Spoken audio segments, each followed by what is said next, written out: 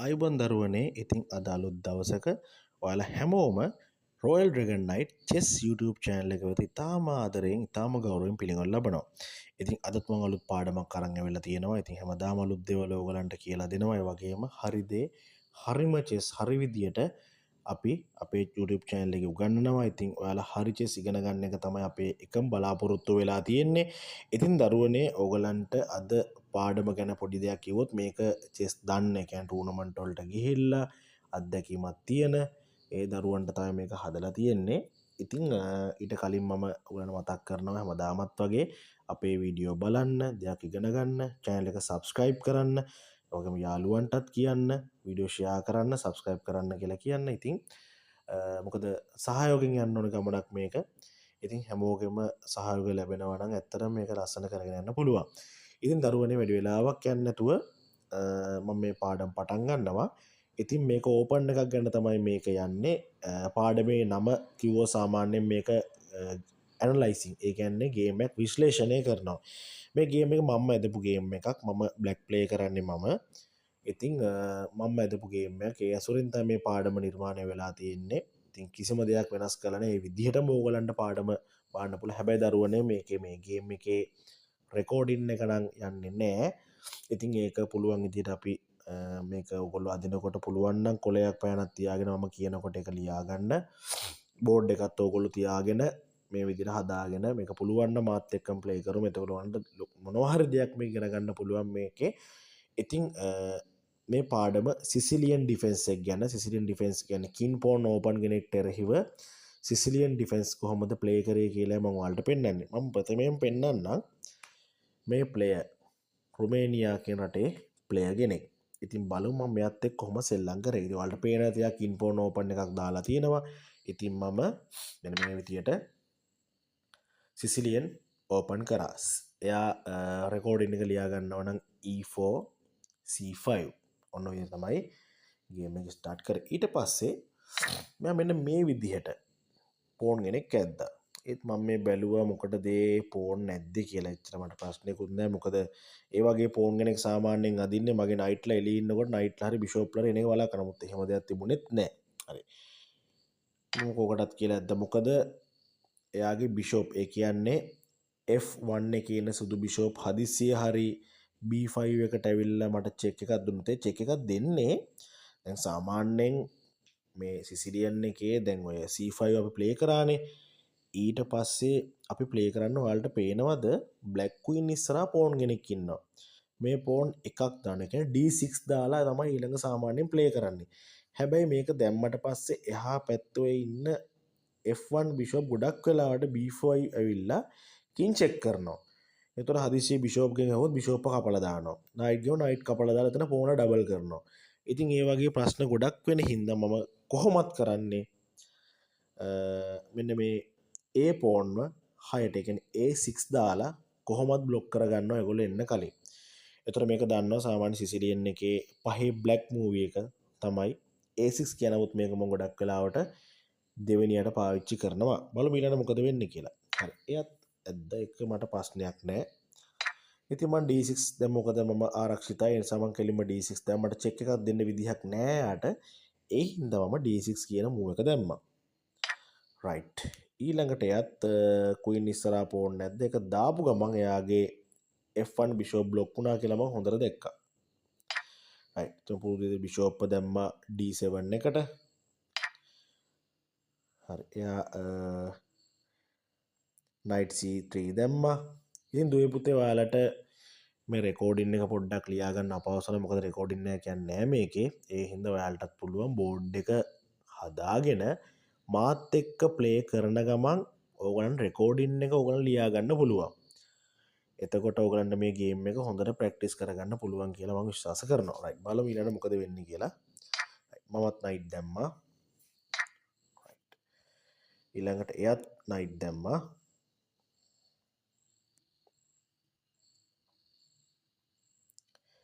දැක්කද ඔයාලා?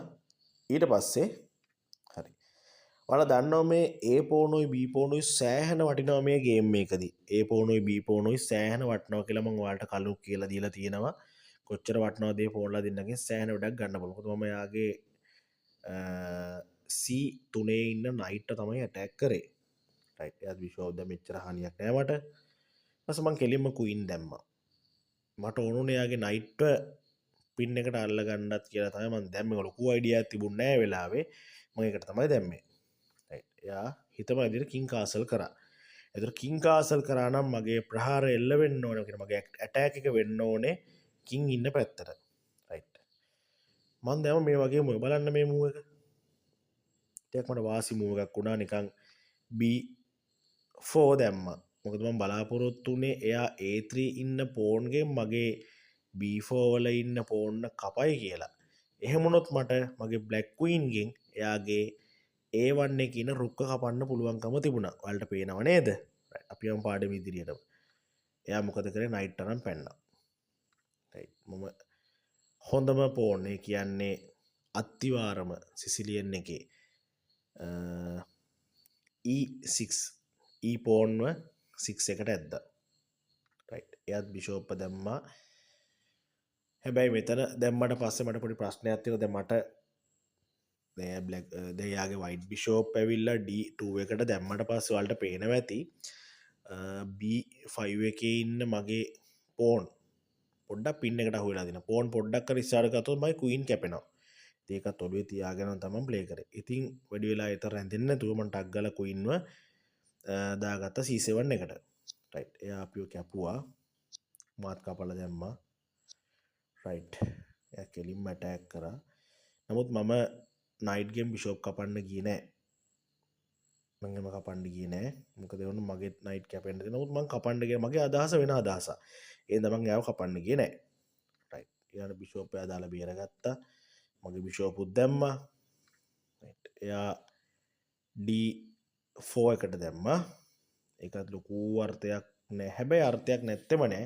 ඒක දැම්මට පස්සේ ඔයාලට පේනවා ඇති A6 එකේ ඉන්න මගේ කළු පෝන්ව ඇටැක් වෙලා තියෙනවා එයාගේ E2 එකේ ඉන්න වයිට් බිෂොප් ගෙන්. පෝනෙක් වුණත් සෑහෙන වටනවා මේ වෙලාවේ. නිසා පෝනෙක් වුණත් නිකන් කපන්න දෙන්න නම් එපා. මං චුට්ටක් ගත්ත ඉස්සරහට ආරක්ෂාවක් තියෙන තැනකට. රයිට්. එයා මට ඇටැක් එකක් දුන්නා. D පෝන්න දැම්මා 5ට. දැන් මගේ නයිට් කැපෙන්නයි යන්නේ. නමුත් මට තිබුණා නේද E පෝන්ගෙන් කපන්න තිබුණානේ. ඒ කැපුවේ නැත්නම් උත් කපන්නේ මොකද මේ පෝන්න බේර ගන්න ඕනේ අපි. මේ පෝන්න කපන්න දීලා හරියන්නේ නැහැ. මුළු ගේම් එකම තීරණය වෙනවා මේ පෝන්ගෙන්. ඒ හින්දා මම මොකද කරේ මම වෙන තැනකට දැම්මා. ඕන්නම් කපා ගන්න කියලා. එයා මගේ නයිට් කැපුවා. මාත් නිකන් හිටියේ නෑ මාත් කපා. හැබැයි මට පොඩි අවාසියක් වුණා. මගේ පෝන්ලා දෙන්නේ E ෆයිල් එකේ පෝන්ලා දෙන්නම ඩබල් වුණා. රයිට්. ප්‍රශ්නයක් නෑ. කුයින් දැම්මා. එයා ගොඩක්ම ට්‍රයි කරන්නේ වලට පේනවා ඇති නිකන් කුයිනුත් අරගෙන බිෂෝපුත් ඉස්සරහින් තියාගෙන A5 එකේ ඉන්න මගේ කළු පෝන්ට තමයි එයා ඇටැක් කරේ. මොකද එතනට ආරක්ෂාවක් තියෙන්නේ C7 එකේ කුයින්ගෙන් විතරයි. ඉතින් මම කෝකටත් කියලා රුක්කත් දැන් මොකද නිකන් ඉත්තෝ කපන්න දෙන්න එපා. රයිට්. එයා නයිට් දැම්ම පස්සට මාත් ඉස්සරහට ගියා නිකන් කමක් නැහැනේ ආරක්ෂාවක් තියෙනවනේ කියලා. එයා නයිට් මේ පැත්තෙන් ගත්තා. මමත් නයිට් දැම්ම එළියට.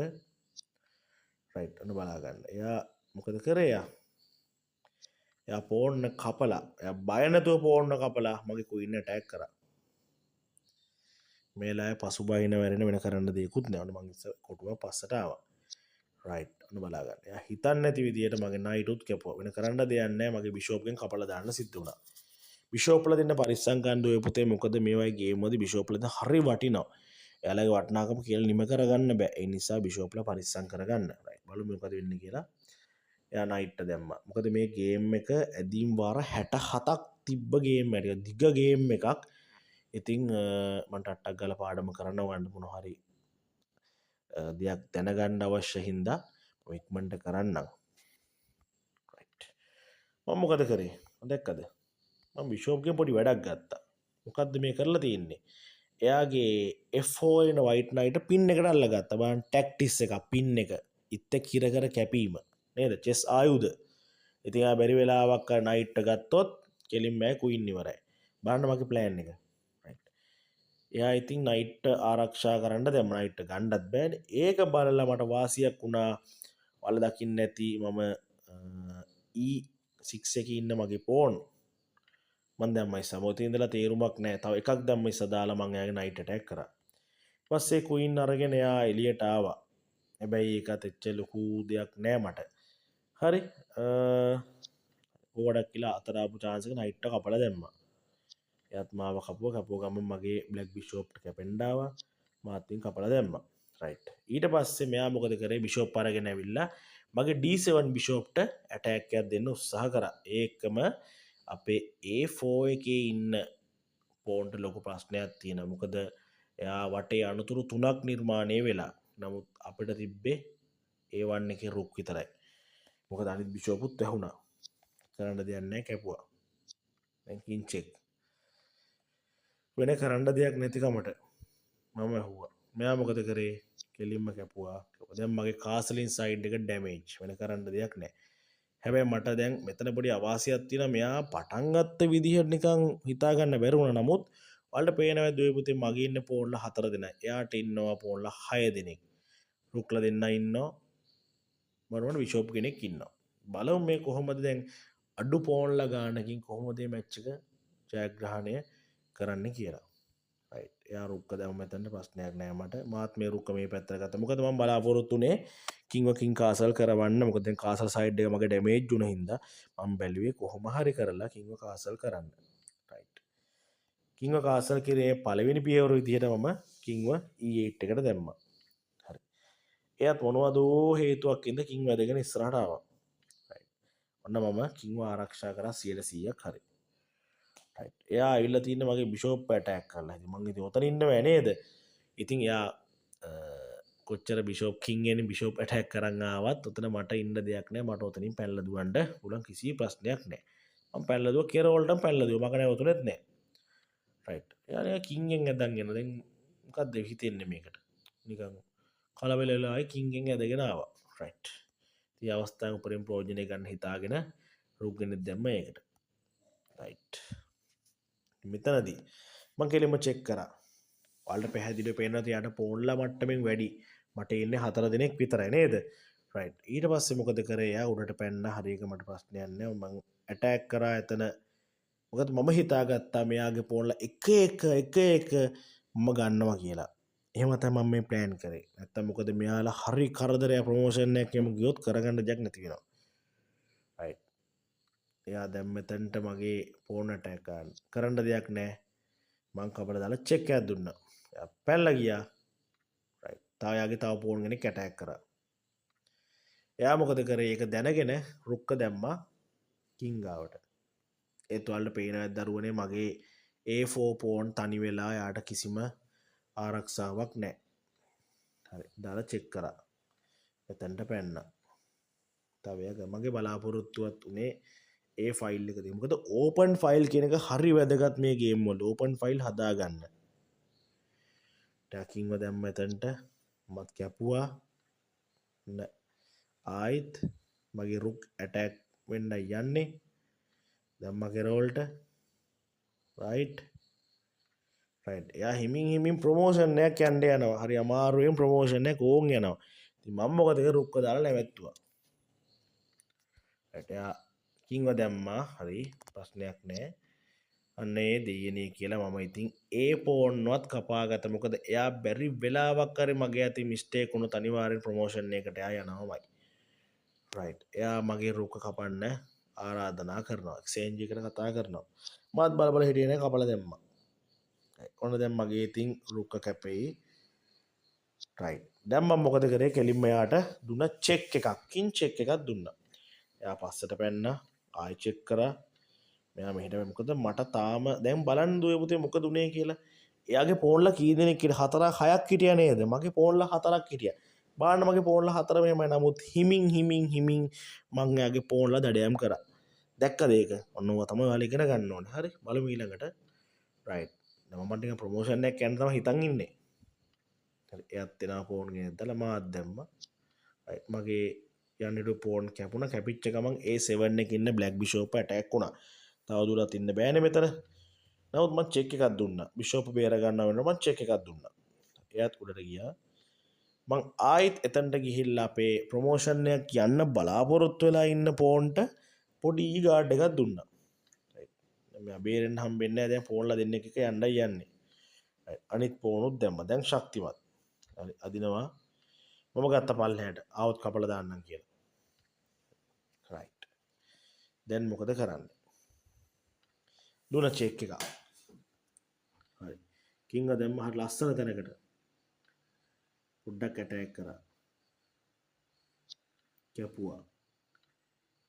හරි. කිල්ලා දෙන්න මූණට මූණ. හම්බෙන අවස්ථාව. එයා පස්සට යනවා. මං වෙනම ගමනක් යනවා. එයා පස්සට යනවා. මං වෙනම ගමනක් යනවා. රයිට්. මං කිංගෙන් පොඩ්ඩක් අරගෙන ආවා. රයිට්. නේක ආවේ එයා රුක්ක A8 එකට දාන්න ඇත්ත අනිවාර්යෙන්ම E5 නේ E5 එකේ ඉන්න නේද? එතන දානදී E5 එකේ ඉන්න මගේ කිංව ඇටැක් කරන්න වෙන්න පුළුවන්. මම කෝකටක් කියලා පැනලාගෙන නැත්තම් චෙක් වලට අහු වෙනවා. රයිට්. එයා මෙතනට දැම්මා. රයිට්. හරි. දැන් මම තව ෆෝන් එක නිකන් යවන්න බලන ප්‍රොමෝෂන්. ඔන්න කින් චෙක් එකක් වුණාම පැනලා ගියා. රයිට්. එයාට කරන්න දෙයක්වත් නැහැ. ඔන්න මම ෆෝන් කෙනෙක් යනවා වේගින් අරගෙන. හරි. කින්ව දැම්ම නේ ඇතුළට. රයිට්. දුන්න ආරක්ෂාවක් මගේ ප්‍රොමෝෂන් ෆෝන්ට. රයිට්. එයාත් ආව එළියට. හරි. දැන් HT වැඩන් ගියා. ප්‍රොමෝෂන් එක සඳහා තව කොටු දෙකයි. මට ගන්න පුළුවන් නේද? බලමු නේ. රයිට්. එයා කින්ව දාලා ඉන්න ලොකු මිත්තව ඇටැක් කරා මගේ රුක්ක. මම මොකද කරේ? මෙන්න මේ වගේ දෙයක් බලන්න හොඳට. දැක්කද? ෆෝන් දාපු ගමන් බිෂොප් ගෙන් කින් චෙක් වෙන ගමන් මගේ රුක්කත් ආරක්ෂා වුණා. දැක්ක නේද? මේ බලන්නයි මේ ඩිස්කවර් චෙක්. රයිට්. එයා කින් වැද්දා. නෝමත් යන ළඟයි කැපුවා. ඕන දෙයක් කරගන්න කියලා. මොකද මම බිෂොප්ුත් මට බිෂොප් බේර ගන්න තිබුණා නේද? මේ බලන්න. මට බිෂොප් බේර ගන්න පුළුවන්කම තිබුණා. නමුත් මම මොකද කරේ? නේ? බලන්න හොඳට. නේද? මට බිෂොප් බේර ගන්න පුළුවන්කම තිබුණා. නමුත් මම ප්‍රොමෝෂන් එකක් ගිහලා චෙක් කරපුවම ඔයාලට පේනවා ඇති කින් චෙක් කරපු ගමන් එයාගේ හොඳ බලා ගන්න රුක් ඇටැක් වෙනවා. මේකත් චෙස් ආයුධය. ඉස්සලා මොකක්ද දරුවනේ අපි මම කියලා දුන්නේ ඔයාලට චෙස් ආයුධය මම ගේම් එකේදී මතකද? පින් එකක් කරා මම එතන එක තැනකදී පින් එකක් කරා. හරිද? දැන් මේක ඇවිල්ලා මොකද්ද? මේක ස්කෙවර් එකක්. ස්කෙවර් කියන චෙස් ආයුධ නැත්නම් චෙස් වෙපන් එක. මෙතන ස්කෙවර් එකක් කියන්නේ කින් චෙක් වෙනවා. එයා පැන්න ගමන් පිටපස්ස එක්කෙනා කැපිලා යනවා. දැන් අනිවාර්යෙන්ම කින්ට චෙක් එක පැනලා දුවන්න සිද්ධ වෙනවා. එයා මගේ බිෂොප්ුත් කැපුවා. මම කියලා කෙලින්ම එයාගේ හිතව අවසාන ලොකු ඉත්තා කපලා දැම්මා. දැන් එයාට ඉතුරුලා ඉන්නේ පෝන්ලා දෙන්නෙක් විතර. නමුත් වලට පේනවා ඇති පෝන්ලත් අපි ගාව ඉන්නේ. හරි. ඉතින් මෙතනින් එහාට එයා ගේම් එක අදින්නේ නැහැ. එයා ගේම් එක රිසයින් කරනවා. මොකද එයාට තේරෙනවා එයාට කින් විතරයි ඉන්නේ. ඉතින් අර පෝන්ලා දෙන්නත් කැපිලා ගියාට පස්සේ මොකද මංගාව කුයින් සහ රුක් දෙන්නම ඉන්නවා. ඉතින් එයාට කොහොමත් මේ ගේම් එක දිනන්න වෙන්නේ නැති හින්දා එයා ගේම් එක රිසයින් කරනවා. එයා පරාජය බාර ගන්නවා. ඉතින් දරුවනේ මෙච්චරයි පාඩම කරන්න තියෙන්නේ. මේක ඇදීම් වාර 67ක් ගිය ගේම් එකක් මේ විදියට. ඉතින් ඔයාලට පුළුවන් මේ පාඩම එක්කෝ ලියා ගන්න. නැත්නම් එහෙම නැත්නම් බෝඩ් එක එලාගෙන මං වාත් එක්ක මේ විදියට හිමීමින් අදින්න පුළුවන්. එහෙම නැත්නම් නෝට් එක ලියා ගන්න පුළුවන්. එහෙම නැත්නම් මේක අධ්‍යයනය කරන්න මොකද්ද මේ උනේ කියලා. හරි දරුවනේ ඉතින් පාඩම ඉවර කරන්න යන්නේ. පාඩම ඉවරයි. ඉතින් ඔයාලා මොනවා හරි දෙයක් දැනගන්න ඇති කියලා මං හිතනවා. ඉතින් දෙපාරක් තුන් පාරක් මේ වීඩියෝ බලන්න. ඕගලන්ට අවශ්‍ය දෙයක් මේ දෙන්නේ ගේම් එකක් ඇනලයිස් කරන විදිය, විශ්ලේෂණය කරන විදිය. එනිසා දුවේ පුතේ හොඳට මේක බලා ගන්න. ඉතින් එහෙනම් අදට මම ඔයගලන්ගෙන් සමුගන්නවා. තවත් දවසක හමු වෙන තුරු හැමෝටම ආයුබෝවන් සුබ දවසක්.